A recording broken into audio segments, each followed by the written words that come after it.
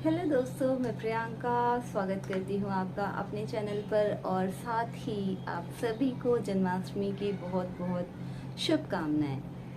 कुछ लोगों ने कल मनाई है, कुछ लोगों ने आज मनाई है। क्या करें, सारे ही फेस्टिवल दो दो दिन होते जा रहे हैं। अच्छा, मैं आप सभी से सॉरी बोलना चाहती हूँ क्योंकि ये टॉपिक जो मैं पढ़ाने चाह रही हूँ, देखिए 6 का कल मैंने तैयार किया हुआ था, बट कुछ टेक्निकल प्रॉब्लम था फोन में। क्या इशू था क्या नहीं, मैंने बहुत बार ट्राई किया, रात तक भी ट्राई किया, पर अपलोड नहीं हो पा रहा था। पता नहीं क्या प्रॉब्लम था।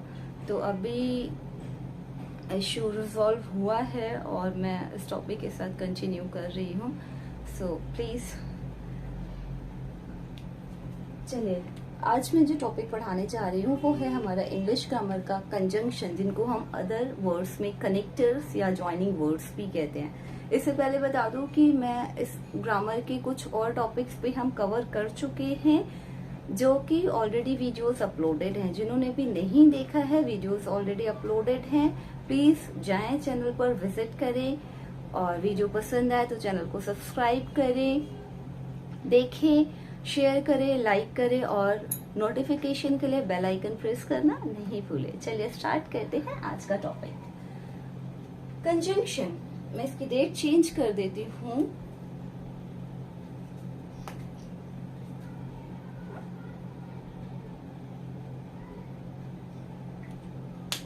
क्या होते हैं conjunction? Conjunction are the words, ऐसे words which are used to joins the sentences, word of phrases।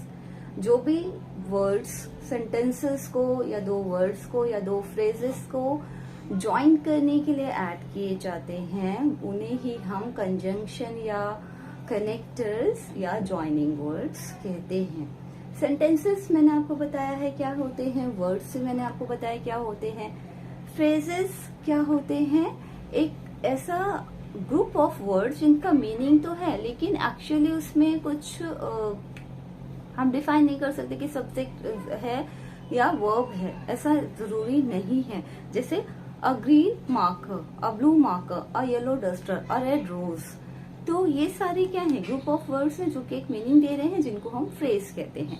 Clauses, clauses क्या होते हैं? क्लॉजेस ऐसे सेंटेंस, टू और मल्टीपल सेंटेंसेस जिनमें अपना इंडिविजुअल वर्ब होती है और इंडिविजुअल सब्जेक्ट होता है, और वो एक कनेक्टर या कंजंक्शन के थ्रू क्या होते हैं, कनेक्ट होते हैं।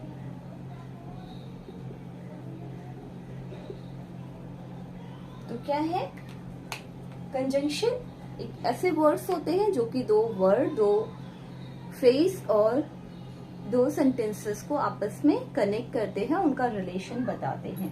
ये कितने तरह के होते हैं? 2 टाइप्स के। कौन कौन से? Coordinating conjunction, subordinating conjunction. Coordinating कैसे? देखिए, जब कोऑर्डिनेशन की बात होती है तो क्या है, दो चीजें का आपस में क्या है, बराबरी का कंट्रीब्यूशन होता है, सहयोग होता है। ठीक है, तो दो या जितने भी सेंटेंसेस, जितने भी लोग कनेक्ट हो रहे हैं, वो क्या है, इक्वली कंट्रीब्यूट करते हैं। वो कंट्रीब्यूशन क्या है, कोऑर्डिनेशन कहलाता है। ठीक है, तो कोऑर्डिनेटिंग मतलब जहां पर जब दो सेंटेंसेस आपस में कनेक्ट हो रहे हैं तो दोनों की इंपॉर्टेंस सेम हो, इसीलिए इसको कहते हैं ज्वाइंट्स टू इंडिपेंडेंट क्लॉज। मतलब जो एक दूसरे पर आश्रित नहीं है, निर्भर नहीं करते, उन्हें क्या है, कनेक्ट करने का काम जो भी वर्ड्स करते हैं उन्हें क्या कहते हैं हम, कोऑर्डिनेटिंग कंजंक्शन। सब ऑर्डिनेटिंग, सब मतलब भी छोटा, तो सब ऑर्डिनेटिंग क्या है, इसमें क्या करेगा, एक मेन क्लॉज और आपका एक डिपेंडेंट क्लॉज। मतलब जो अगला क्लॉज, जो अगला सेंटेंस होगा उसको क्या करेगा, जो मेन क्लॉज होगा उसके ऊपर डिपेंड करेगा उसका मीनिंग, इंडिविजुअली उसका कोई मीनिंग नहीं होगा। आगे जब हम एग्जाम्पल्स देखेंगे तो ये डेफिनेशन और ज्यादा क्लियर हो जाएगी। चलिए, इनके लिए जो कंजक्टिव वर्ड्स हैं वो मैंने अलग से तैयार कर लिए हैं ताकि आपको आइडेंटिफाई करने में प्रॉब्लम नहीं हो, आप उन टर्म से फैमिलियर हो कि अच्छा ये कंजंक्शन होते हैं और ये इसके अंडर में आते हैं, ये इसके अंडर में आते हैं। आगे हम और भी बहुत सारे एग्जांपल्स करेंगे नेक्स्ट स्लाइड में। ये मैंने एक तैयार किया बोर्ड और नोट्स यहाँ पर इस तरीके से कि जिससे आपको क्या है एक ही जगह पर जो आपका ज्यादा से ज्यादा मैटर है ना, जो नोट्स के लिए रिलेवेंट है, वो सारा एक जगह मिल जाए आपको। इसके आगे एग्जांपल्स जैसे हम पढ़ेंगे वो हमारा प्रैक्टिस पार्ट होगा और उसी में हम इसको और ज्यादा समझते जाएंगे। आप जो भी पढ़ रहे हैं मैं एडवाइस करूंगी कि आप अपने नोट्स जरूर मेंटेन करिए। आप इसका स्क्रीनशॉट ले सकते हैं, मैं साइड हूँ अभी, स्क्रीनशॉट ले लीजिए, एक्सप्लेन करती हूँ मैं। स्क्रीनशॉट ले लीजिए और साथ ही उसको अपने नोट्स में जरूर ऐड करिए, क्योंकि मेरा मानना है और आपने बहुत सारे लोगों को सुना होगा और प्रैक्टिकली ये चीज वर्क करती है। सो ट्रस्ट मी कि जब आप हाथ से लिखते हैं ना तो मोर देन 50% 70% के आसपास चीजें आपको, जब आप हैंड राइट करते हो ना, हैंड राइटिंग करते हो, तो उस समय क्या है आपको वो सारे पॉइंट्स क्लियर हो जाते हैं। बस ये है कि जब आप लिख रहे हो तो आप लिख रहे हो, ये नहीं कि पेन इधर चल रहा है दिमाग उधर चल रहा है, ये वाला राइटिंग नहीं चाहिए। जब आप लिख रहे हो तो आप लिख रहे हो, फोकस होकर के लिखिए। आपको 70% चीजें वैसे याद हो जाएंगे, एक बार आप उनको पढ़ लेंगे वो आपका 100% मेमोरी में सेव हो जाने वाला है। तो चलिए समझते हैं कोऑर्डिनेटिंग कंजंक्शन के लिए क्या क्या है पार्ट्स हमारे। ये भी 4 पार्ट में डिवाइड होते हैं, cumulative conjunction, alternative conjunction, adversative conjunction, illative conjunction.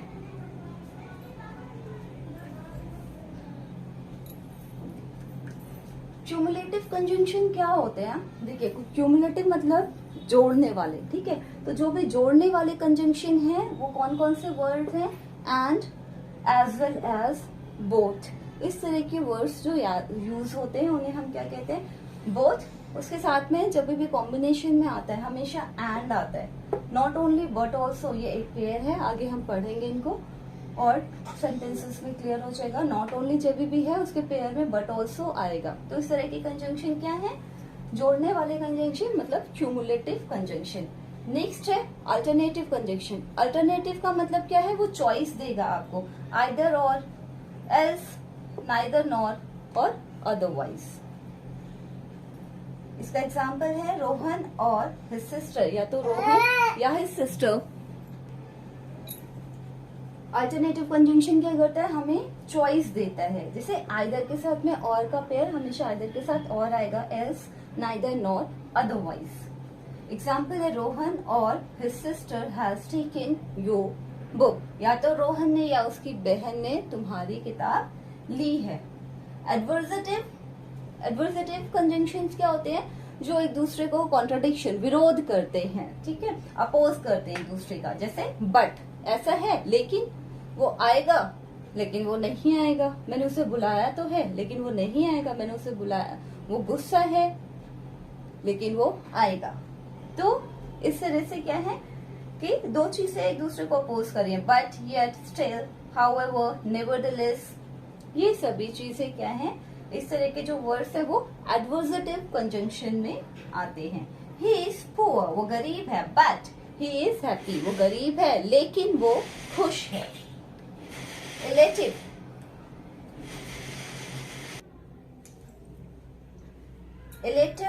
Illative conjunction क्या है?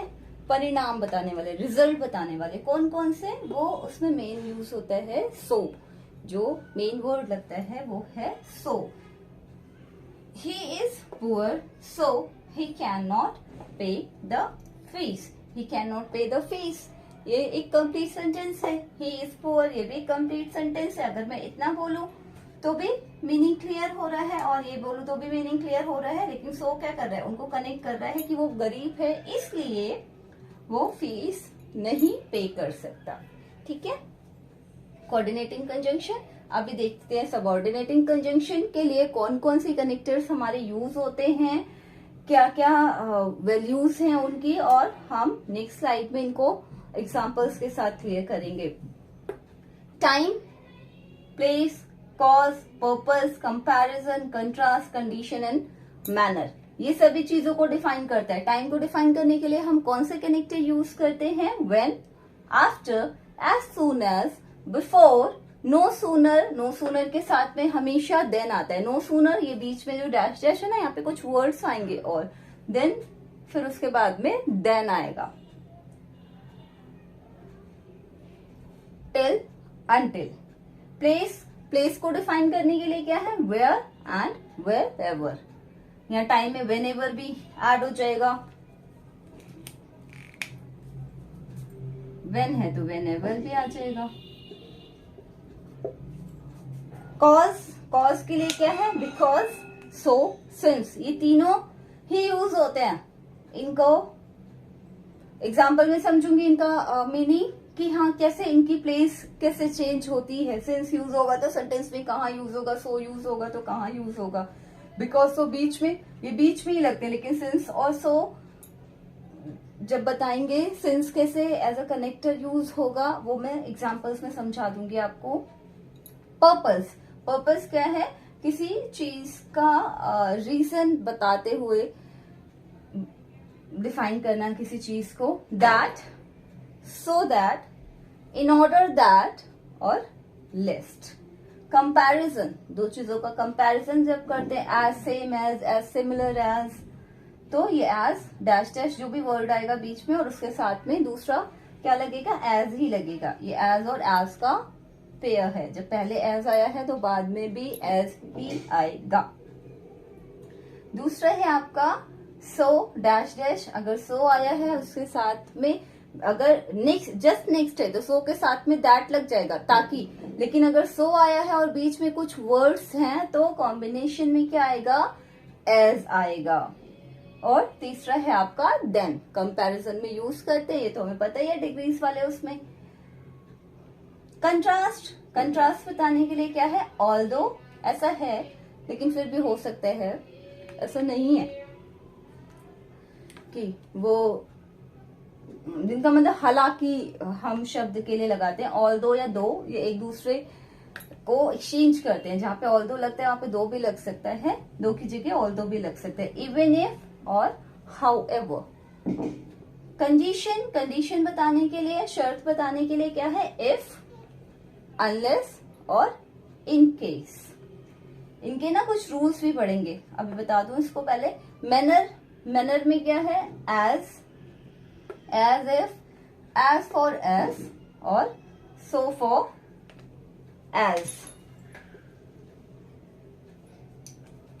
ठीक है, तो ये हमारे जनरली जो हमें बहुत ज्यादा देखने को मिलते हैं, शायद ही कोई रेयर वर्ड होगा जो उसमें मिस हुआ हो। अदरवाइज जितने कनेक्टर्स यूज होते हैं हमने मोर ओवर वो यूज किए हुए हैं, इधर दिखाया है मैंने आपको स्लाइड पे। अब एग्जाम्पल्स देखते हैं और उनमें और ज्यादा चीजें हमारी क्लियर हो जाएंगी। ठीक है, तो चलिए एग्जाम्पल से समझते हैं।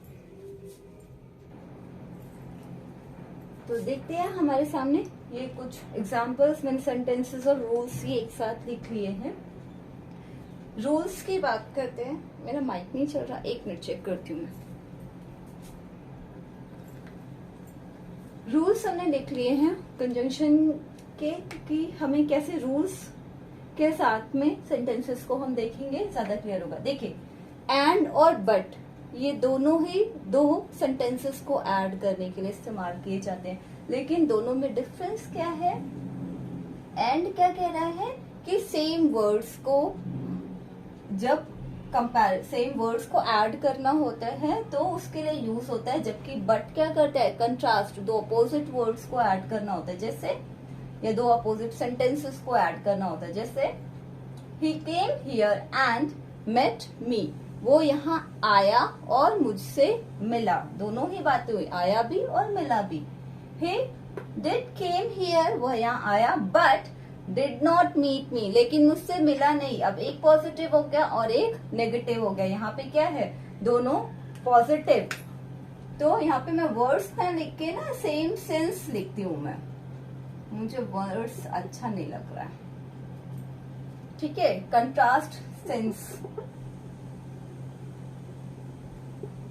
ठीक है, एंड सेम सेंस के लिए ऐड करने के लिए यूज होता है, जबकि बट क्या करता है? अपोजिट। और कंट्रास्ट सेंस को यूज करने के लिए किया जाता है। And use, always use and with conjunction both. जब भी बोथ कंजंक्शन लगाएंगे तो अब जोड़ रहे हैं उसके साथ में, तो बोथ कौन कौन से, तो उसके साथ में हमेशा एंड लगाएंगे। Both Rajni and Raj went there, दोनों ही रजनी और राज वहां गए। इसको ये नहीं लिख सकते both Rajni as well as Raj, ठीक है, एज वेल एज राज नहीं लिखेंगे, बोथ लगेगा।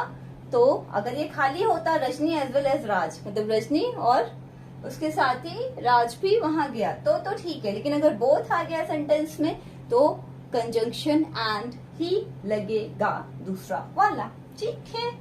आइदर और नाइदर नॉर पेयरिंग वाले हैं ये, देखिए इसी तरीके से इसी एग्जांपल में। अब यहाँ पे क्या कह रहे हैं, आइदर, ये चॉइस बताते हैं दोनों, आइदर रजनी और राज वेंट देयर, या तो रजनी या तो राज, मतलब दोनों में से कोई एक ही वहां गया। नाइदर रजनी नॉर राज, ना ही रजनी ना ही राज वहां गया, ठीक है। एंड और ये दोनों ही हम यूज करते हैं, तो कैसे ही है, दोनों ही सेंटेंसेस क्या करते हैं, दोनों ही कंजंक्शन क्या करते हैं, टू सेंटेंसेस को ऐड करने के लिए किए जाते हैं। लेकिन एंड का जो यूज है वो कैसे होता है, दोनों के लिए होता है, जबकि और का यूज क्या है, दोनों में से किसी एक के लिए। देखिए, I want a black and a blue pen, मतलब मुझे एक ब्लैक और एक ब्लू दोनों ही पेन चाहिए, दोनों चाहिए, अ ब्लैक एंड अ ब्लू, ठीक है। लेकिन यहाँ पे क्या कह रहे हैं, आई वॉन्ट अ ब्लैक और अ ब्लू पेन, मेरे को कोई भी एक, मतलब एक ब्लैक या एक ब्लू पेन चाहिए, मतलब कोई भी पेन दे दो, ब्लैक या ब्लू, ठीक है। आई वॉन्ट अ ब्लैक और अ ब्लू पेन, यहाँ पे और मतलब ब्लैक और ब्लू दो पेन में से क्या है, एक चॉइस बता दी। और साथ ही क्या मतलब होता है और का, यहाँ पे तो और या का मीनिंग दे रहा है, मेक हेस्ट और यू विल बी लेट, और का मतलब होता है नहीं तो भी, जल्दी करो नहीं तो तुम लेट हो जाओगे या तुम्हें देर हो जाएगी, ठीक है। तो मेक हेस्ट मतलब जल्दी करना, और यू विल बी लेट, ठीक है। अब ये है हमारे और कुछ rules. Always use not only but also, pairing बताया मैंने पहले भी आपको कि जब भी सेंटेंस में नॉट ओनली आएगा उसके साथ में बट ऑल्सो ही लगाएंगे। एग्जाम्पल देखिए, Nehru was not only a politician, सिर्फ एक पॉलिटिशियन ही नहीं थे, बट ऑल्सो अ राइटर, एक राइटर भी थे। तो पॉलिटिशियन और राइटर दोनों को हम बता रहे हैं कि यही नहीं सिर्फ ये काम भी करते थे। तो क्या है, नेहरू वॉज नॉट ओनली, सिर्फ एक राइटर ही नहीं थे। जब भी नॉट ओनली दिखे, दूसरा देखो पार्ट उसको बट ऑल्सो होना चाहिए, नहीं है तो सेंटेंस में एरर है। ये तीनों सेंटेंसेस मैंने लिखे हैं आपके सामने। तो इसका क्या है, देखो, नो सूनर के साथ में लगता है देन, जो उसका पेयरिंग वर्ड आएगा। नो सूनर अगर सेंटेंस में है तो देन लगेगा, हार्डली है तो व्हेन लगेगा, स्कार्सली है तो व्हेन लगेगा। नो सूनर और हार्डली दोनों में सिमिलरिटी क्या है कि इन्वर्जन क्या होते हैं, एक तो सेंटेंस के स्टार्ट में यूज होगा, दूसरा क्या है इन्वर्जन क्या होता है, जैसे इंटैरोगेटिव सेंटेंस हम बनाते थे ना, इंटैरोगेटिव कैसे बनाते थे कि पहले आपका हेल्पिंग वर्ब और फिर सब्जेक्ट आ रहा है, तो इसी तरीके से इनको भी यूज करते हैं। और स्कार्सली आपका व्हेन के साथ में आता है। देखते हैं example, no sooner did he see the lion then he ran away, जैसे ही, देखो ये डिड ही इन्वर्जन हो गया, ही डिड नहीं लिखते हम इसको, डिड ही, इंटैरोगेटिव में ऐसी तो करते हैं। तो नो सूनर डिड ही, जैसे ही, इन तीनों का मतलब भी क्या होता है ना कि मतलब बिल्कुल एट द सेम मोमेंट आपने जो भी एक्शन किया बिना देर किए हुए, ठीक है। तो नो सूनर वैसे भी बिना देर किए हुए, तो नो सूनर बिना देर किए मतलब जैसे ही, झटपट में जो इंस्टेंट एक्शन हुआ। No sooner did he see the lion, जैसे ही उसने एक शेर को देखा, then he ran away, then he ran away. Hardly देखते हैं, hardly had he gone to bed when a thief stole his money, hardly मतलब जैसे ही वो बेड पे गया, सोने के लिए गया, तभी क्या हुआ, अ थेफ स्टोल हिज मनी, एक चोर ने उसके पैसे चुरा लिए, उसके बेड पे जाते ही एक चोर ने उसके पैसे चुरा लिए। He had scarcely entered the village, वो बस अपने गांव में घुसा ही था, जैसे ही ज्यों ही घुसा, when his father died, उसके घुसते ही क्या हो गया कि उसके फादर मर चुके थे। He had scarcely entered the village, उसने गांव में एंटर किया ही था जब उसके फादर मर चुके थे। तो ये दोनों ही जो घटनाएं हुई हैं, गांव में एंटर करना और फादर का मरना, ये विद इन अ मोमेंट हो गया। कहते हैं ना पलक झपकते कोई चीज होना, तो बस वैसे ही हो गया कि मेरे गांव में घुसते ही ऐसा हो गया, तो वो हुआ यहाँ पे। दो के साथ में हमेशा येट आता है, बट नहीं आता। ठीक है, बट नहीं आता। एग्जाम्पल देखते हैं। दो ही इज पुअर, हालांकि वो गरीब है, फिर भी येट ही इज ऑनेस्ट, फिर भी वो ऑनेस्ट है। अगर दो के साथ कोई कंजंक्शन नहीं लगाना है तो हम एप्रोप्रिएट पंक्चुएशन कॉमा यूज करेंगे। देखिए दूसरा एग्जाम्पल, इसी को दूसरे तरीके से लिख सकते हैं, एक सेम एग्जाम्पल, लेकिन मेथड दूसरा है। दो ही is poor, comma he is honest, हालांकि वो गरीब है, वो ईमानदार है। तो ये इस तरीके से सेंटेंस है। नेक्स्ट कुछ और रूल्स देखते हैं। नेक्स्ट रूल बताता है कंजंक्शन सच और सेम के लिए। जब भी कंजंक्शन सच या सेम लगेगा उसके साथ में हम हमेशा एज लगाएंगे, दैट या किसी अदर कंजंक्शन का प्रयोग नहीं करेंगे, हमेशा एज लगाएंगे। एग्जाम्पल देखते हैं। I have such a book, मेरे पास एक ऐसी किताब है, as you can not find and where, जिससे आप कहीं और नहीं प्राप्त कर सकते, कहीं और नहीं देखा होगा। मेरे पास एक ऐसी किताब है। I have the same dress, मेरे पास ऐसी ही सेम ड्रेस है, एज यू हैव, जैसी तुम्हारे पास है। जब भी इंटेरोगेटिव वर्ड्स कंजंक्शन का काम करते हैं, मीन्स कंजंक्शन का काम वो तब करते हैं जब उनके साथ में हेल्पिंग वर्ब ना आकर के उनके ठीक पास सब्जेक्ट आ जाता है, तो वो एक कनेक्टर या कंजंक्शन का काम करते हैं। देखते हैं एग्जाम्पल। उसमें क्या होता है, आपका दैट नहीं लगता है, चाहे पहले या बाद में दैट का यूज नहीं होता है। डू नॉट यूज, इसको हाईलाइट कर लेना और ज्यादा। Do not use that. I know what he said, मुझे पता है उसने क्या कहा था। ठीक है, मुझे पता है। अगर व्हाट डिड ही सेड होता तो वो कहते मुझे पता है उसने क्या कहा था। ये इंटेरोगेटिव सेंटेंस है। मुझे पता है जो उसने कहा था। अब यहाँ पे व्हाट का मीन्स क्या हो जाएगा, जो उसने कहा था वो मुझे पता है। I asked him why he was late, मैंने उससे पूछा जिसलिए वो लेट था, मतलब जिसलिए यहाँ पे वो कारण, मैंने उससे पूछा जिसके लिए वो लेट था। वाई वॉज ही लेट, तो फिर हो जाता है तो क्यों लेट थे, तो वो पूछना क्वेश्चनिंग बन जाता है। लेकिन यहाँ पे क्या है कि मैंने उससे वो रीजन पूछा, वो बात पूछी जिसकी वजह से वो लेट था। अनलेस और अंटिल, अनलेस और अंटिल दोनों ही नेगेटिव सेंस दिखाते हैं, इसलिए सेंटेंस में कभी भी अगर ये आते हैं तो उनके साथ में नॉट नहीं लगाना है, नॉट नहीं लगाना है। जी हाँ, दोनों ही नेगेटिव दिखाते हैं। अनलेस किसी कंडीशन या शर्त को बताने के लिए किया जाता है, जबकि अंटिल टिल समय के लिए यूज होता है। अंटिल क्या समय के लिए यूज होता है। एग्जाम्पल देखिए। Wait here I until I come, यहाँ इंतजार करो जब तक मैं नहीं आता। ठीक है, जब तक मैं नहीं आता।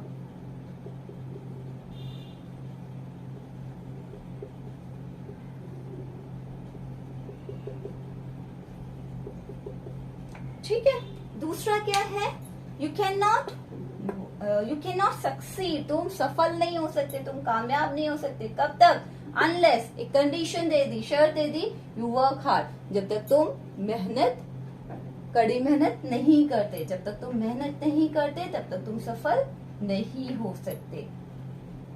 इफ, when, whether, दो, ये सारे कंजंक्शन जब भी आएंगे सेंटेंस में कभी भी दैट नहीं आएगा। ये आपको ध्यान रखना है, कोटेड कर लो। सेंटेंस में इफ के साथ कभी दैट नहीं लगेगा, when, whether, दो कभी भी दैट नहीं लगेगा। I doubt whether he will pass, मुझे डाउट है, मुझे संदेह है कि वो पास हो जाएगा। वैसे वेदर का मतलब चाहे तो, लेकिन यह चाहे तो वो पास होगा या नहीं होगा, ऐसा क्या है, पास होगा या नहीं होगा, यहीं पे मीन्स क्लियर हो गया।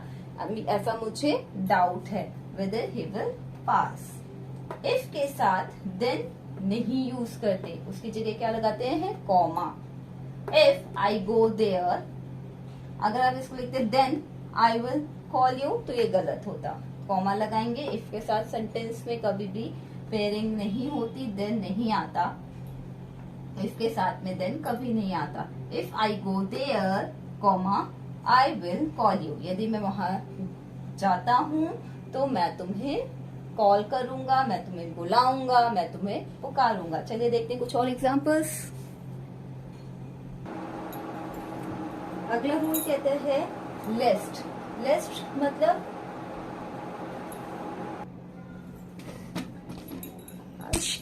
मैं तो क्या, लिस्ट, लिस्ट मतलब क्या है, कहीं ऐसा ना हो। तो जब भी सेंटेंस में अगर लिस्ट आता है, माइक देख लूं इधर, सेंटेंस में जब भी कहीं लिस्ट आएगा तो आप उसके साथ में क्या यूज करेंगे, शुड, नॉट नहीं यूज होगा। क्यों, क्योंकि लिस्ट का मतलब ही कहीं ऐसा ना हो, ना छिपा होता है। Walk slowly लेस्ट you should fall, धीमे चलो कहीं ऐसा ना हो तुम गिर जाओ। ये रूल नंबर 13, 14 ये बहुत इंपॉर्टेंट होने वाले हैं, ध्यान से समझिएगा। जब भी वर्ड आपको दिखता है, regard, describe, represent, mention, define, treat या इस तरह के वर्ड्स दिखते हैं, तो इनमें वर्ब के बाद में एज आता है। इनमें ये वर्ड्स याद रखना कि इनमें वर्ब के बाद में एज आता है। लेकिन अगर आपको दिखाई देता है नेम, कॉल, थिंक, कंसीडर या इस तरह के वर्ड्स दिखाई देते हैं, ठीक है, जिसमें किसी चीज को एड्रेस किया जा रहा हो और किसी चीज के बारे में आप अपनी थॉट्स बता रहे हैं, तो वहां पर क्या है, एज नहीं आएगा। एग्जाम्पल देखिए, you ought to have regarded, you ought to have regarded him as your superior, तुम्हें उसको अपना सुपीरियर मानना चाहिए, या तुम बाउंडेड हो उसको अपने सुपीरियर मानने के लिए, सुपीरियर की तरह देखने के लिए, तो तुम्हें उसको अपने सुपीरियर की तरह कंसीडर करना चाहिए, रिस्पेक्ट करनी चाहिए।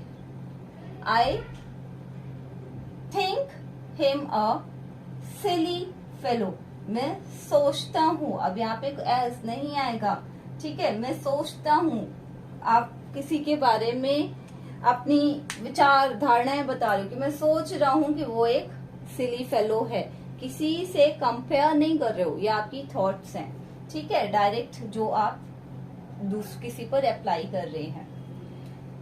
नेक्स्ट है जी एज इफ और एज दो। ये दोनों का मतलब ही मानो होता है, और जहां भी एज इफ आता है उसकी जगह एज दो या एज दो की जगह एज इफ लगेगा, लग सकता है।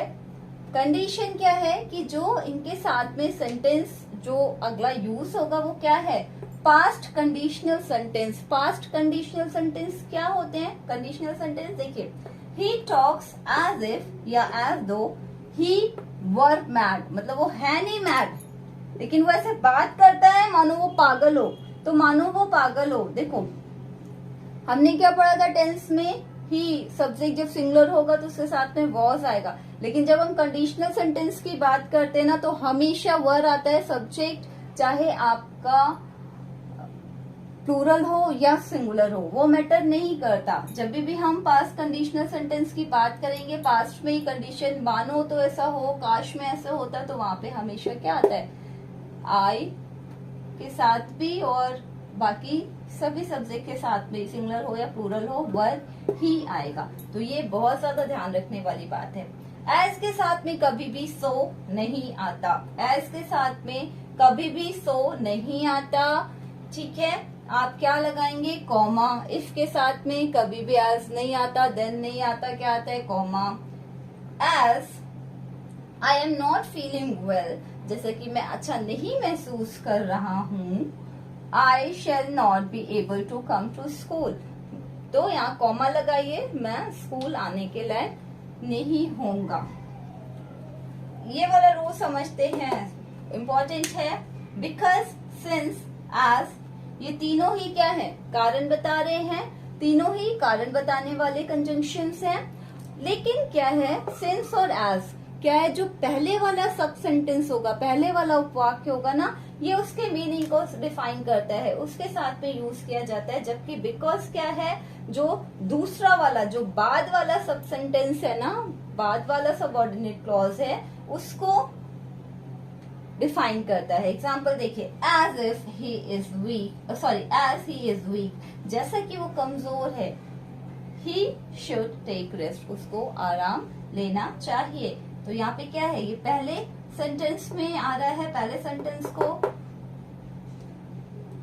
बता रहे हैं कि वो कमजोरी के बारे में उसकी बता रहा है। इसी तरीके से दूसरा भी, सिंस ही इज पुअर, जैसा कि वह क्या है, क्योंकि वह गरीब है, he can not.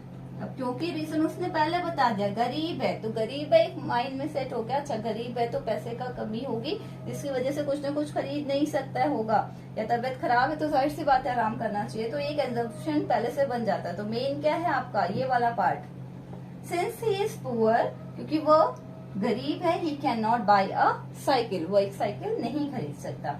He is not happy, अब ही इज नॉट हैप्पी तो माइंड में तुरंत क्लिक करेगा, तो ये मेन क्लॉज नहीं है, ये यहाँ पे ये मेन क्लॉज बन रहा है। तो यहाँ पे क्या है आपका, बिकॉज इसने बताया, अब अपने दूसरे वाले सेंटेंस को बता रहा है, ही इज इन ट्रबल। अब अगर ही इज इन ट्रबल तो जाहिर सी बात है कि वो खुश नहीं होगा। ही इज नॉट हैप्पी, उसके बहुत सारे रीजन हो सकते हैं, लेकिन ही इज इन ट्रबल, परेशानी में है, तो ये जाहिर है कि वो खुश नहीं होगा, हैप्पी नहीं होगा। तो ये अंडरस्टूड है, ठीक है, ये है तो अंडरस्टूड है, इससे ये अंडरस्टूड है, इस वाले सेंटेंस में ट्रबल की वजह से ये अंडरस्टूड है। तो यहाँ पे क्या है कि जो हमारा सबऑर्डिनेट वाला क्लॉज है उसके साथ में हम एज इफ यूज कर, एज और सिंस यूज कर लेंगे, जो हमारा पहला वाला सेंटेंस है सब सेंटेंस उसमें, लेकिन बिकॉज का भी यूज करेंगे हम, जो हमारा